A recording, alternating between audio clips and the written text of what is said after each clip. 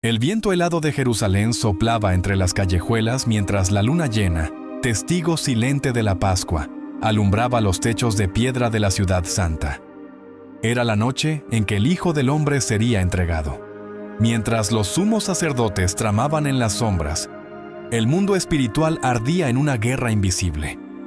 Jesús, rodeado por sus discípulos en Getsemaní, había advertido con solemnidad: «Esta noche, todos ustedes se escandalizarán por causa de mí».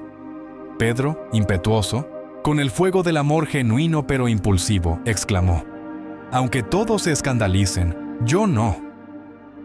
Entonces el maestro, con mirada firme pero llena de compasión, le dijo: «Pedro, antes que el gallo cante 2 veces, tú me negarás 3 veces».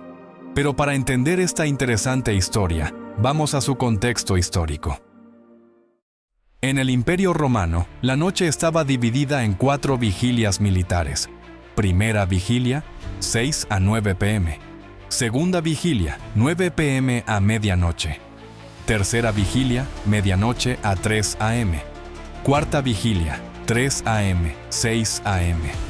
La tercera vigilia era llamada el canto del gallo, no por un gallo literal, sino como un término militar usado por los romanos para marcar el cambio de turno. Era una especie de alarma para los soldados. Ejemplo paralelo en Marcos 13:35. Velad pues, porque no sabéis cuándo vendrá el Señor de la casa, si al anochecer, o a la medianoche, o al canto del gallo, o a la mañana. Esto apoya la idea de que el gallo podría ser una referencia a ese momento específico de la noche, alrededor de las 3 de la mañana. 2. ¿Había gallos en Jerusalén? Según el Talmud, Shabbat 117b y otras fuentes judías, no se permitía tener gallos en Jerusalén, especialmente cerca del templo, debido a las leyes de pureza ritual. Eran considerados animales impuros por sus costumbres, escarbar y ensuciar lugares sagrados. Esto hace muy poco probable que un gallo estuviera rondando en el patio del sumo sacerdote. Tercero. Entonces, ¿por qué los evangelios lo mencionan así? Porque Pedro entendió el simbolismo perfectamente, ya sea que escuchó un canto literal, poco probable, o se trató del toque de trompeta o sonido tradicional romano al cambiar la guardia. Lo cierto es que fue un evento audible que activó su memoria. El canto del gallo se convirtió en símbolo del arrepentimiento.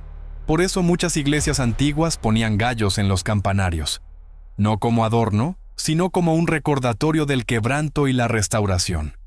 El gallo probablemente no fue un ave literal, sino una forma de indicar el momento exacto en la noche, reconocido tanto por judíos como por romanos. Aún así, Dios usó ese instante sonoro para activar la conciencia de Pedro y transformó su derrota en redención.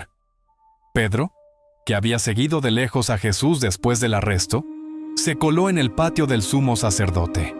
El fuego ardía en el centro, y los sirvientes lo rodeaban buscando calor. La tensión era palpable. Los soldados escupían, golpeaban y se burlaban de un prisionero inocente. Pedro, mezclado entre ellos, era un volcán por estallar. Entonces, una criada lo miró y dijo: «Tú también estabas con el Galileo». Pedro negó, con voz temblorosa: «No sé de qué hablas». Otra vez, en medio de murmullos, este también estaba con Jesús de Nazaret. Pedro, con más firmeza, lo negó. Y finalmente, un pariente del siervo al que Pedro había herido en Getsemaní lo reconoció: «¿No te vi con él en el huerto?». Y Pedro, ahora con juramentos, gritó: «No conozco a ese hombre». En ese instante, el gallo cantó. No fue un canto cualquiera. Fue como un trueno sobre el alma de Pedro. El eco de aquella promesa, de aquella advertencia, lo golpeó como un torrente. Lucas narra un detalle sobrecogedor. Y el Señor se volvió y miró a Pedro. No hizo falta una palabra. Esa mirada lo atravesó como espada. No era una mirada de condena, sino de dolor y de amor. Pedro salió corriendo y lloró. Lloró amargamente, porque comprendió que su fuerza, su fidelidad y su amor no bastaban si estaban separados de la gracia del Maestro. Esta historia no es solo una advertencia sobre la debilidad humana, es una revelación gloriosa del perdón. Pedro no fue descartado. Fue quebrado, sí, pero no destruido. Aquel gallo no marcó su final, sino su inicio, porque aquel que negó fue luego restaurado.